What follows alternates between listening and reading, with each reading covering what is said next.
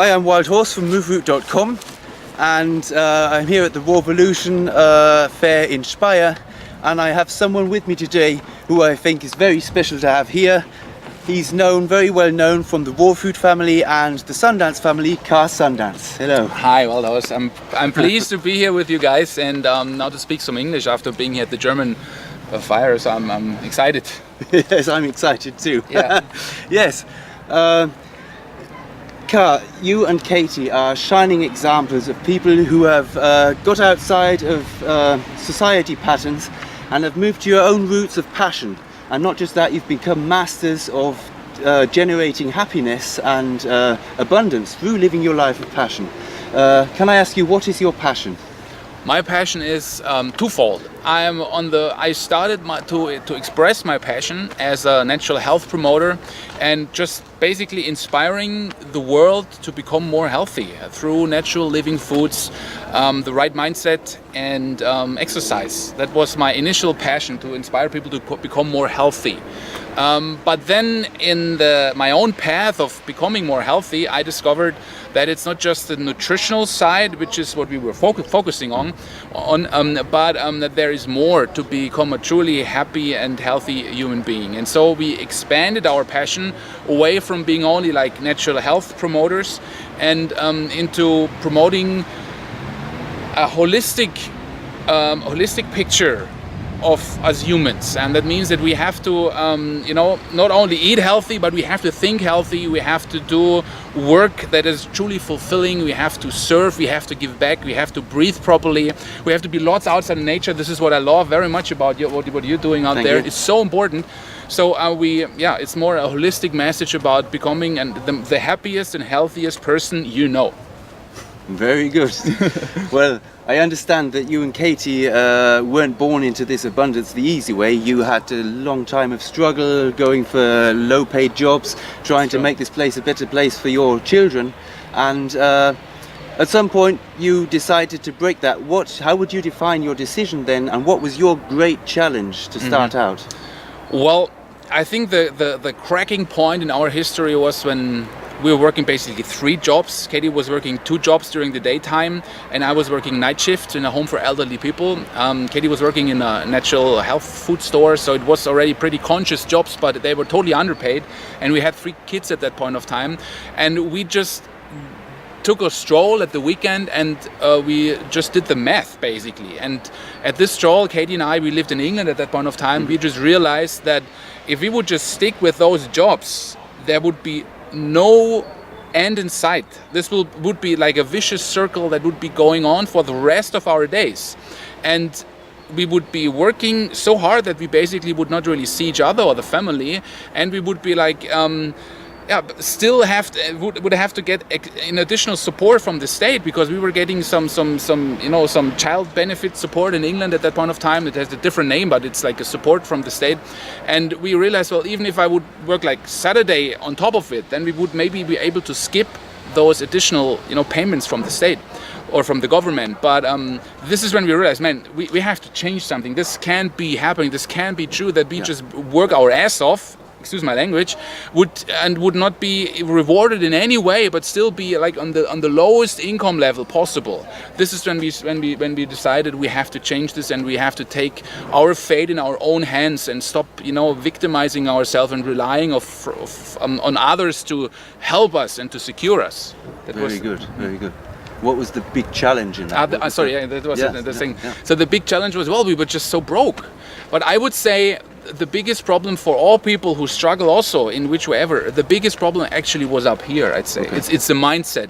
It was not when we decided we're going to change that, things were falling into place basically. It's more the mindset. It's more about how you think about your life, about your capabilities to be abundant, to be a powerful creator of your life, to deserve abundance, to deserve to have a lot of money, to deserve to be happy, to deserve to have a happy relationship, to deserve to be shining healthy. What kind of feelings pop up if you make those statements about yourself? I deserve to be abundant.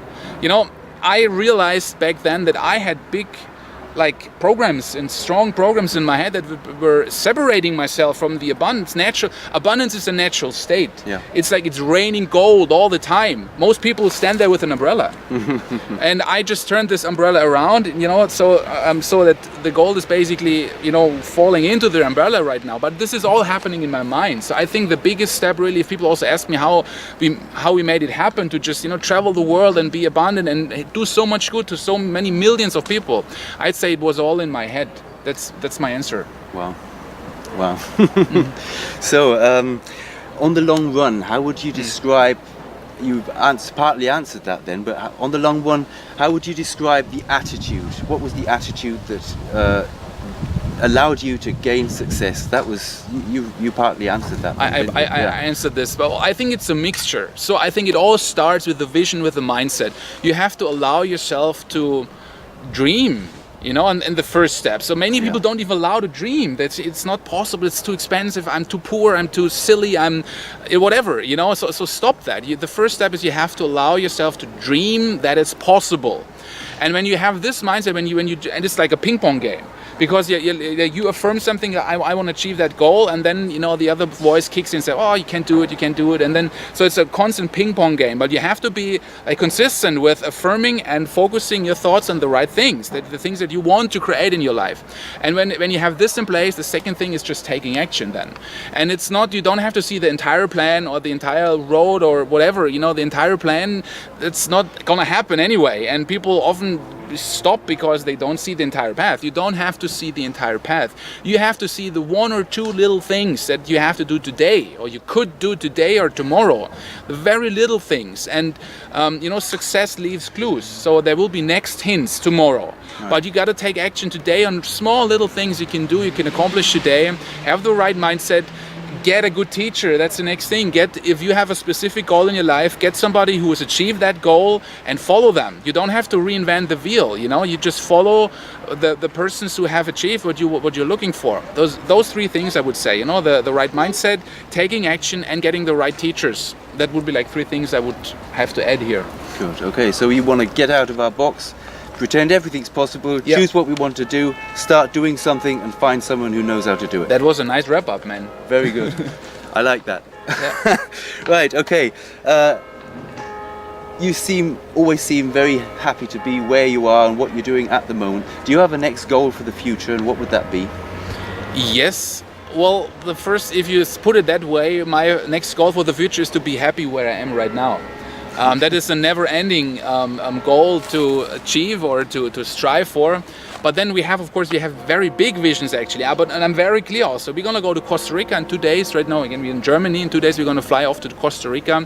We're going to invest in some property, and then we're going to create a healing center. A big place for like 50, 60 people to come and heal. That's going to take place in Costa Rica. That's a big goal for 2015, possibly 2016. But that's as big as... And then we turn this into a franchise and create different healing centers all around the world. So this is as big as I can think of right now. Maybe if I think even bigger, I think that those places could be the starting point for the transformation of the human race, by just becoming, stopping all wars and becoming healthy and happy. I feel that I can really contribute to that vision.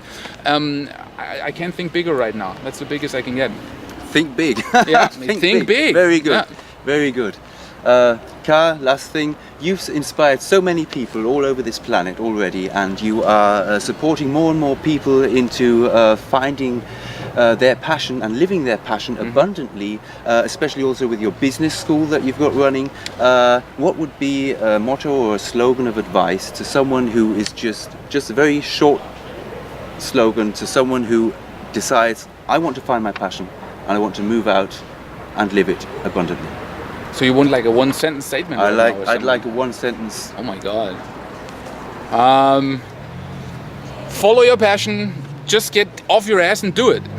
I don't know what else I can say. People make things too complicated. Sometimes things are way more easy than you think they are. So just get up your ass and just get rolling. Ka, thank you very much. That's all you. for me. It was great. Thank you so much. Thank you. This is Ka Sundance from the Sundance family. I am Wild Horse from moveroot.com. Get outside and move to your roots. Thank you. Bye-bye. Bye.